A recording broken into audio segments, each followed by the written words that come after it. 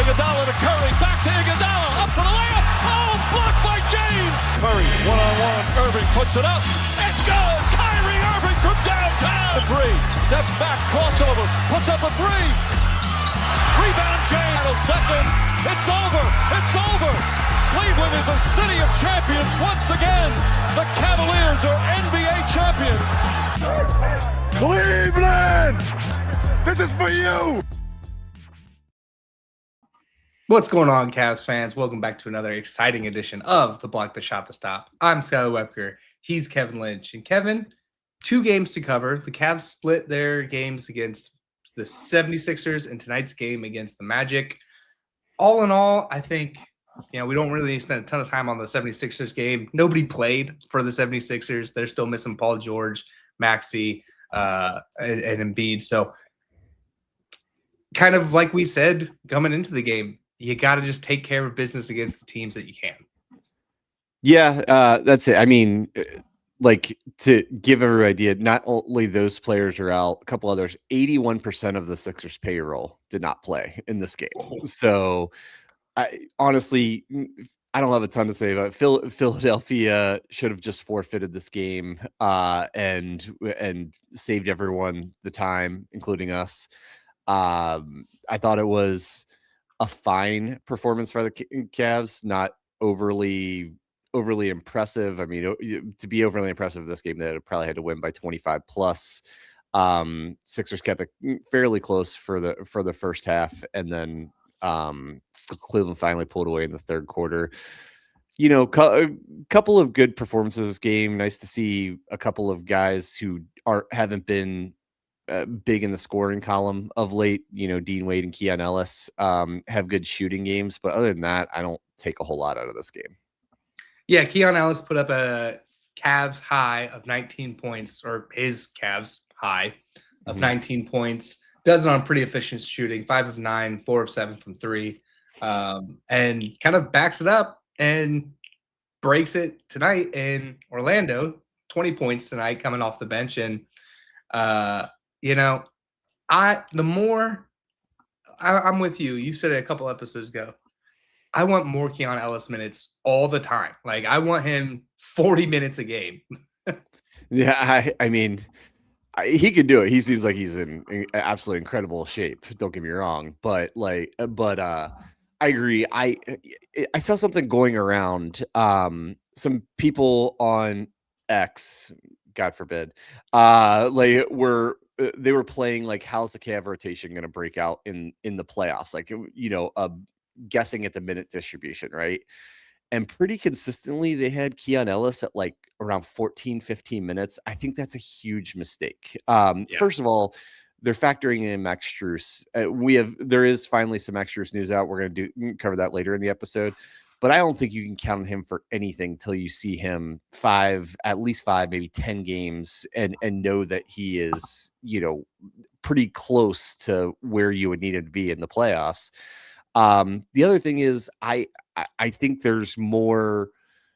I think there's more opportunity with the minutes distribution to give someone like Keon Ellis and Jalen Tyson, because I just think those guys are going to be so key in the playoffs. It's kind of like I look at that, I'm like, did we not learn from the Pacers series last year how important it is to have really athletic guys who create havoc, pressure the ball 94 feet and wear down the best players on their team? Did we not learn that in the Pacers series? Because we finally have guys that can do that now, and you want to leave them on the bench. So, respectfully disagree with some of those hot takes that were coming out on social media this week, and think Keon is a guy. Again, 40 minutes, it might be a little ambitious, but a guy I would like to see, playing a good 25 plus minutes a game, and maybe even 30 plus, depending on the matchup. And if he's shooting the ball anything like he has the last couple nights, that makes it even easier to keep him in the lineup. Yeah. So you kind of led the lead here. We finally got Max Strus news. He was assigned to the G League today. The expectation is that he will be ready to go on Sunday's game. I'm with you that I expect nothing out of Max Strus. I mean, if we get something, that's a good problem to have, but I'm fairly confident that we will get next to nothing out of Max Strus. Just the amount of time missed, a foot injury, setbacks in rehab, it's hard to say, all right, he's going to have his feet under him and be ready to go in the playoffs. I don't see that happening. And I'm happy to be wrong about it, but I'm Yeah. with you. I want guys in the rotation in the playoffs that play with the aggression, that guard the ball 94 feet, that have just like the heart and hustle around it all that we desperately did not have last year. And I think, these guys' energy is infectious. I mean, you see guys like Donovan Mitchell all year this year. He's been feeding off that energy and digging balls out and diving on the floor and everything like that. You see Sam Merrill digging balls out and getting offensive rebounds. So I think that feeds off of the energy that these guys provide. And hey, in tonight's game, Keon Ellis was in the closing lineup and really great in the closing lineup. He hit 3 clutch threes right there in the final minutes of the game. Cavs actually hit 5 threes in a row, really getting it back in within 2. I want more Keon Ellis all the time. Yeah, no, I get that, and I'm going to say one thing about Max Strus, and then I'm going to go back to my. I don't want to give too much Strus analysis until we see him on a basketball court kind of thing. But the one thing I'd say is Max is an energy guy, and he's a very good player. And if he is fit, he could help this team. But not only has he been out, the entire season, which we're almost 80% into right now, he also is coming back to a team whose deepest position is what he plays, like the 2 and the 3. They between the acquisitions they made, the development of Jalen Tyson, everything, he's coming back to a more crowded position than was previously. So like, I worry a little bit about Kenny. Kenny seems to defer to veteran established players at times. And so while I would love to see Max Strus back in playing and see what he has and see if he could see what value he could provide to the Cavs come playoff time, I also don't want to do it where you're just giving him minutes because of his status and because of, who he's been in the past. So it's gonna be a fine line when he does come back about making sure, giving him a chance, give him a little bit of run. I certainly don't want to see him immediately inserted in the starting lineup. I want to see him off the bench for maybe 12 or 15 minutes a game, and build him up and see what you got. And if what he has isn't better than what you already have, then Max will have to take a back seat. But now I'm going to end my rant and go back to we'll talk about Max Strus when we see him on a basketball court. Yeah, for sure. And another layer that goes to the Max Strus stuff is this is a completely different team than he had when he got hurt. His guards were Darius Garland and Ty Jerome. Those guys ain't here. His but 3 alongside of him was DeAndre Under. He's not here. So this is a vastly different team than the last time we saw Max Strus. So I think there's going to be a lot of getting back into the rhythm of this team. But let's focus on and shift on tonight's game where the Cavs lose to the Orlando Magic 122-128. What were some standout performances or players or things you didn't really like? Where do you want to start on this game? The defense was terrible. Orlando is the 19th best offense in the NBA, and you gave up 128. Average NBA team scores about 116 in a game. So you're giving up a high total to a bad offensive team. I really disappointed in the effort on that. And I think, some of it's the players will say. I also think they did not put them in good positions to succeed defensively tonight. He routinely matched Keon Ellis up against Desmond Bane, especially in the second half. And we're very stated how much we love Keon Ellis. I think he is in a very good defender, but he's not elite guarding the ball against a bigger guy.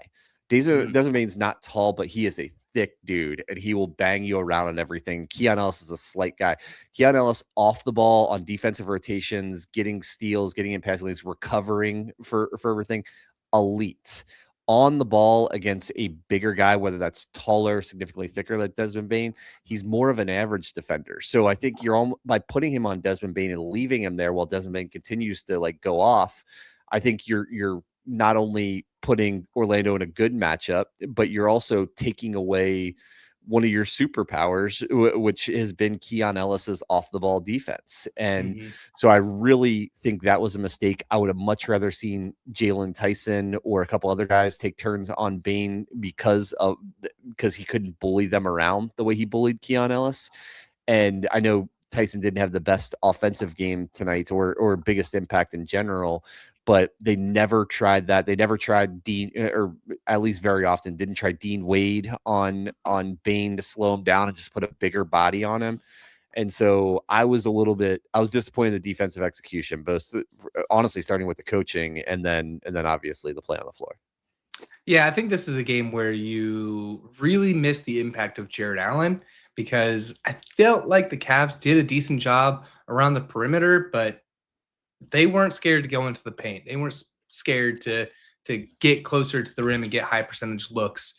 And Evan Mobley is there, but Evan Mobley's not playing 42 minutes or 48 minutes. So they weren't afraid to get into the paint at all. 52% from the floor, 34% from three. Cavs outshot them from three with 39%, but couldn't get the shots in the paint. And I think this is a game where you really miss Jared Allen's defensive presence, as well as the ability to clean up offensive glass and be that pick and roll guy with James Harden. You are right about the Cavs were not effective in the paint. Only 5 of 16 from inside the paint, which is terrible. You usually want to be like 60% range, at least mid 50s in the paint. I thought the biggest problem was the defensive rotations, and where it showed up the most is the quality of 3-point shots, the discrepancy between the two teams. Now, everybody wants to hunt the corner three, and because it's a shorter shot, it's usually a wide open shot, and players just seem to be better at it, right? So Orlando on above the break freeze, non-corner threes, 3 of 18 from three. The problem, the Cavs gave up 9 of 17 from the corner threes, and they were just wide open time after time. It was so simple. Pick and roll at the top, break down the defense either by hitting the roller or getting or Bane, usually if not Suggs, gets around the screen. The defense rotates once, leaves a wide open guy in the corner. No one rotates to them, and it was just shooting practice way too often. In contrast, the Cavs got, while their percentage overall wasn't terrible, they got exact opposite as far as shot quality from three. 35 of their 3-point attempts, their 44 3-point attempts were outside the corner or above the break. 13 of 35 on this, 30%, about league average. But when they did get the corner three, when they basically created those opportunities in offense where the defense is scrambling, you get a wipe at three, 4 of 9 or 45%, but they only got 9 of them. Like Orlando got twice as many of that, like desired other than dunk, it might be the most desired shot in basketball right now is that corner three. So I thought Orlando did a much better job of putting the Cavs into kind of a scrambling recovery type defense, and the Cavs just simply didn't execute it and gave up wide open threes to, frankly, a bad shooting team, and even bad shooting NBA teams are going to hit a lot of wide open corner threes. Yeah, I would say, I know I'm probably picking on him here, but I've never watched James Harden as much as I am now, obviously, because he's a Cav. The guy doesn't know how to move on the basketball court unless the ball is in his hands. He doesn't know how to, like, if you watch him, he stands in one spot and he ball watches the whole time. And on the other side of the floor, if there were a couple possessions where Donovan Mitchell took the ball up or is running the offense, he just stands there. He doesn't set a pick. He doesn't try to get open. He just stands there. And he had a good offensive night, but watching him just stand there is starting to get under my skin. To play good cop and bad cop, I a little bit disagree with you. I think James Harden is a basketball genius. I think he knows how to do everything on the basketball court and knows what could be done. I don't think he's interested. Like I think that's a difference, and there's a difference in any work that you do about someone who doesn't know how to do the job but wants to learn and you teach them versus they just don't have interest in doing it. That's my problem with Harden. He doesn't have interest in doing any of those things you mentioned on the defensive end, off ball and offense, and so I don't know how you correct that. I don't know even if the Cavs put their absolute best defensive players out there with Harden. I don't know if you can ever recover for that. And they're not going to do that because a couple of their best offensive players aren't their best defensive players. Also, they have a lot of like guys who stand out one way and not both. So, I don't know. I mean, Kenny midway through the fourth quarter went to a 3-2 zone. I've never seen the Cavs. I saw them play a lot of like 2-3 and stuff like that. They went to a 3-2 zone, literally just to try and harden on defense. Didn't work. Orlando kept scoring, but I don't know what the fix for that is. I see the problem, but I don't know the fix, and that's kind of the very frustrating position to be in. Yeah, and it's hard to undo that or train that or whatever to a guy that's had success in this league for 15 years. Yeah. So I understand that it's difficult to, get him to have interest in that. But I think in games like this, like you got to be like, you see everybody else diving for balls, digging out loose offensive rebounds. You see the effort on everybody else, and to not do those other things is, I don't know what kind of message that sends to your teammates. Yeah, I mean, it's like any job, like to kind of break it down to whatever we do. Like if you're a kind of, I'll do whatever it is to help the team, but eventually someone else isn't pulling their weights, you become frustrated, and your effort might wane, and you might not even know it, or your execution, or whatever that may be. So and we're picking on Harden. I mean, this was like his best offensive game as a Cav, probably like 30 points on 11 of 16 shooting, 5 rebounds, 8 assists. And frankly, it's why this is a frustrating game to lose, because you lose it in a way where you're really bad defensively and give up a ton of points to a bad offensive team. But also, the Magic gave the Cavs a gift. They guarded Harden with either Banchero or Wendell Carter most of the time. I know the Cavs are playing small, and they had to figure out where to put him if they're going to put their 2 bigs on him. But like, while James Harden has certainly lost a step, and he's not as quick as he once was, he's going to blow by those guys consistently. You saw it all night tonight. He was very, very good. This is the best he's ever looked as a Cav trying to get to the basket tonight. And I thought, I think Jamal Mosley, the Orlando coach, is a terrible coach. I have thought that for a few years. And I'm like, this strategy is insane. Like, I hope other teams like challenge or like do something like this, because it'll put Harden in the best position to succeed. And he did tonight on the offensive end. And so, again, that's why it's frustrating to lose this game, because you lost it by playing bad defense and not taking advantage of what I thought was poor coaching on the other side as well. Yeah, and I think my pet peeve, Kevin, what is it? Missed free throws. Sorry, I was taking a drink of water. Yes, free throws. I mean, to end this game 65%. I mean, you hit a couple of these free throws, you change the shift of this game. Evan Mobley, obviously the worst defender, 2 of 7. But I mean, James Harden missed 2. Thomas Bryant missed 3. Keon Ellis missing 3. I understand it's never going to be perfect from the line, but if they hit, 21 of 26 or 20 of 26, this game has a different shift to it.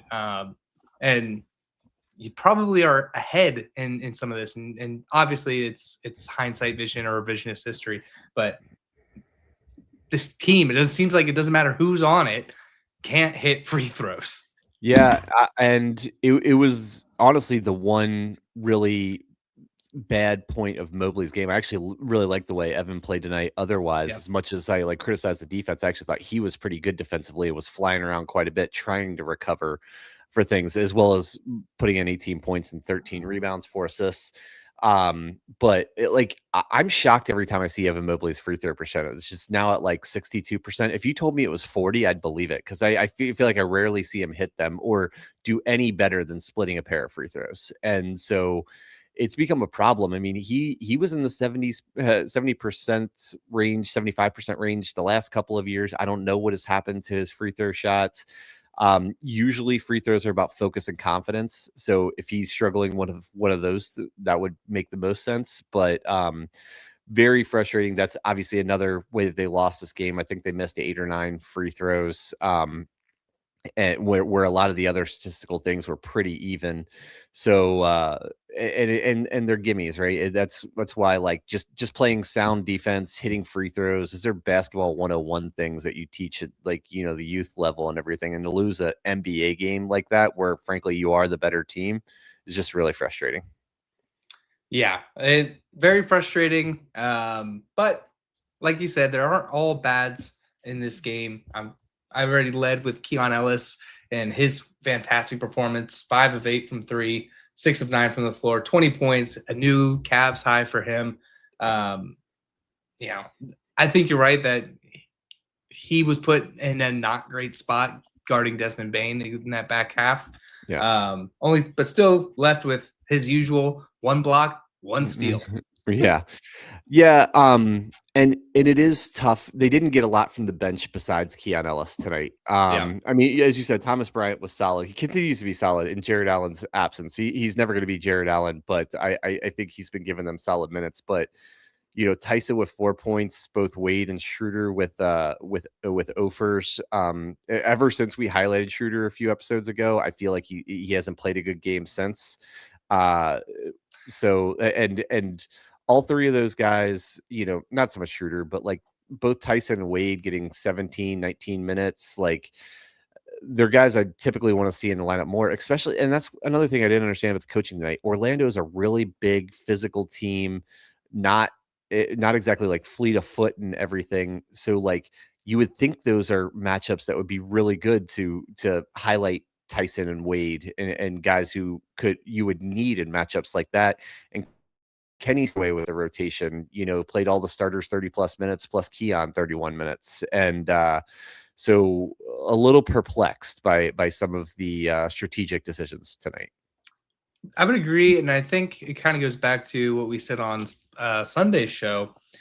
We're seeing less and less of Naquan Tomlin in situations where you think he's hanging out with Max Strus right now. Like that's all. I can't remember. See, I saw him once on the bench tonight, so he is alive. But you would think in a situation like this, like where Orlando, it has size and girth on you, that you would think that somebody like Naquan Tomlin would help this team, especially when you're not getting anything from Dean Wade, you're not getting anything from Jalen Tyson, you're not getting anything from Schroeder. It just seems like Kenny is very headstrong on changing any type of game planning or rotations. It's just a stark contrast to what we saw last year when this team was so successful, because they would always pivot in a game and find a way to beat you, where it doesn't feel like that same rhythm is in this team. No, not at all. And Naquan Tomlin, to be fair to Kenny, like Tomlin has struggled with his jump shot all season, and that's probably the reason he's on the bench. But my personal feeling is he's somebody who can contribute even if his jump shot isn't falling. Just to a look that they don't have many guys. They don't have many like 6'9" uber athletic kid fly around. He still has the best rebounding rate on the team, guys, and he's a guy like, I don't understand why you don't put him in for a handful of minutes each half to see, what he can give you. Replicate the same thing that we're talking about in the backcourt, in the front court, and he's a guy who will put absolute pressure, and where you put him on Banchero for a few minutes, wear him down. I understand this is a very deep team, and that he's intent on playing Mitchell and Harden 36 plus minutes each right now, seems like every game. So that's only going to leave so many minutes around. But I'm I'm a little frustrated that Tomlin has just completely disappeared from the rotation, except in mop-up duty for many games now, because I think I like guys who give you a different look and give you something that you're not getting, that you don't otherwise have, and at least seeing if that's going to be successful, especially on a night where you struggled so bad defensively. Could he have come in and just given Orlando a different look and, been successful? We'll never know. Yeah, and like I said, not even needing his scoring ability, because you're right, he does seem to have some confidence issues in his jump shot, but can he give you more than 5 rebounds? Can he give you a block, a steal? Because that's basically all you got from Dean Wade and Jalen Tyson tonight. And it's not bashing yeah. those guys, just like you said, you have these guys on your bench, do something different.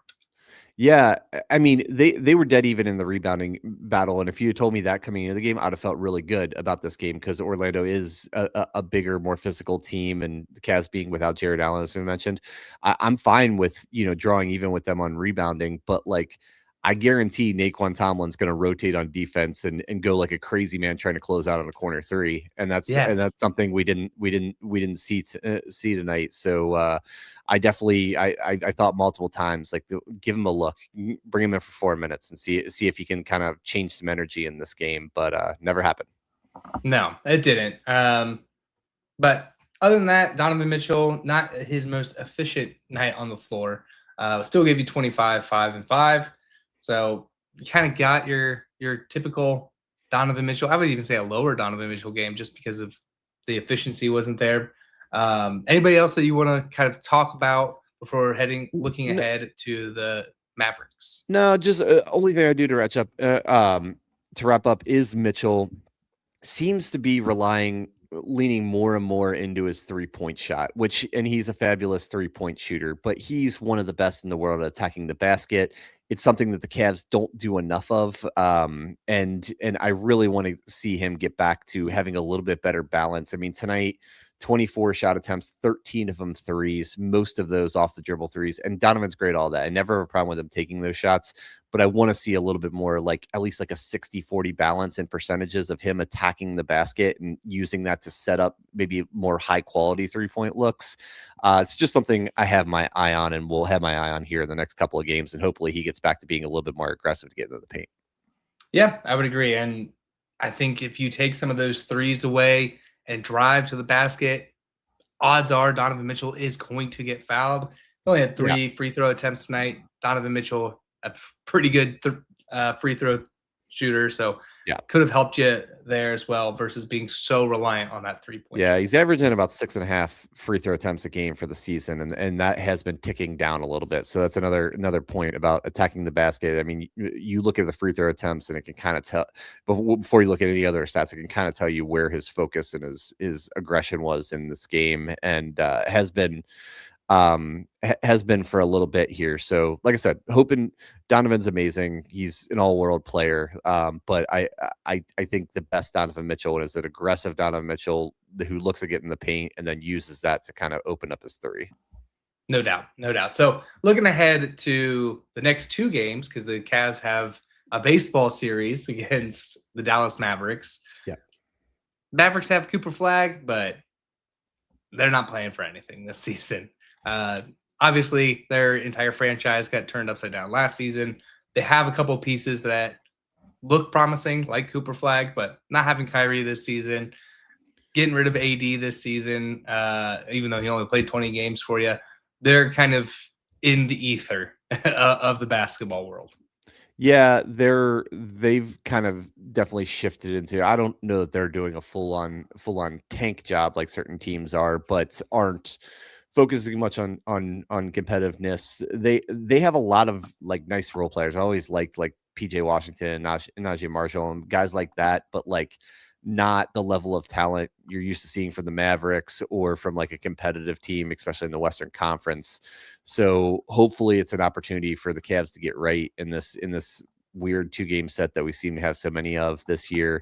And I'll be excited to see Cooper Flag. I've seen him play, but I don't think I've seen him play against no, they haven't played the Cavs yet. So certainly somebody that's a exciting player for the future of the league. So definitely worth checking him out. But more importantly, hoping the Cavs get back on track. And you'd like to see they're kind of idling right now, right? It seems like every time they start to get the momentum back that they had for so much of January and February, they kind of hit a bump like they do tonight. I'd love to see them get back, start like a 4 wins in 5 games stretch or something like that, and just see a little, get back on that positive momentum train.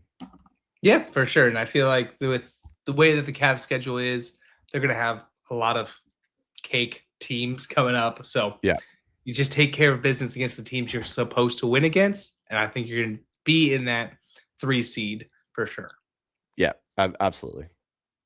So for our Wednesday shows, we like to wrap up out of here with Dad's Talking Cavs. This is our dad wins or dad losses, free parenting advice from us.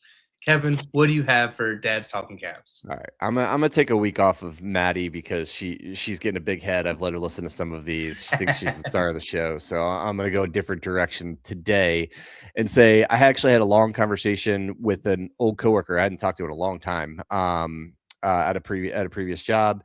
And it didn't mean to call him. He became a dad for the first time on New Year's Eve. Shout out to Dan and Alex. Congratulations, Amelia. She saw a few pictures today. She's beautiful.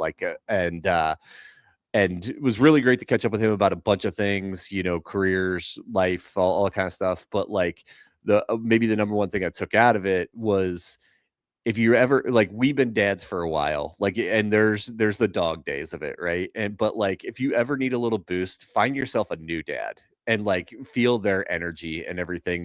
10 weeks in, you are tired, you're a little fatigued from the sleep, but you're still very much in the honeymoon phase and so excited and like enjoying every minute of every day and can't wait to see what the future holds, but doesn't want to wish a day here. That's kind of like all Dan and I were talking about. And it gave me a little like adrenaline and I talked to him literally as I pulled in the driveway, and probably gave my daughters a little bit bigger hug than I otherwise would have, just feeding off of a new dad energy. So again, congratulations to Dan and Alex. Super happy for you all, and definitely don't want it to be so long before I catch up again.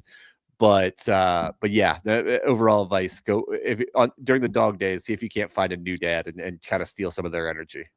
Oh, I got a couple of friends that are about to be new dads for the first time, and I'm excited because I know exactly what you're talking about. It's infectious on like their excitement and vigor of just being a dad, and that's great. That's great advice.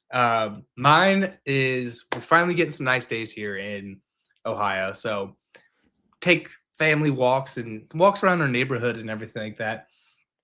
But my son likes to ride his trike/bike or whatever, and going through the neighborhood. And I don't know if you've ran into this before or not, but they are slow when they like any type of pedal bike with a young kid. They are so very slow, and you don't want to push them, trying to help him build his confidence around it. But holy cow, it takes a lot of patience. You're about to have a very short distance-wise walk, but long time-wise walk.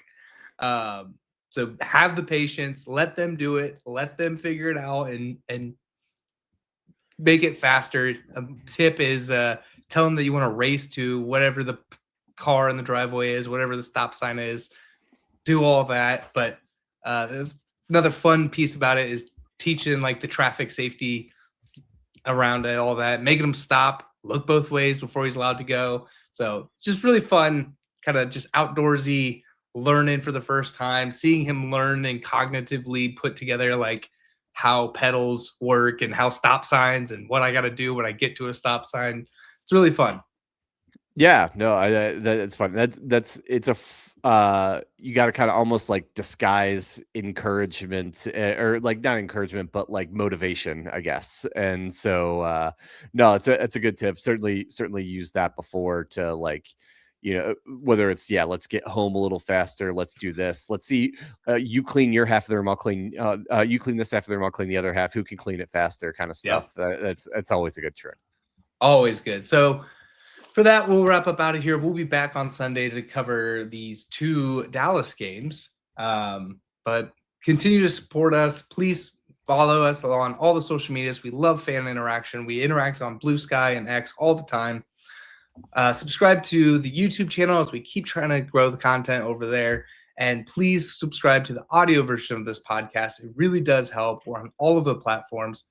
Please give all the likes, ratings, reviews. We love to see feedback. We're just Cavs fans trying to put on good content for other Cavs fans.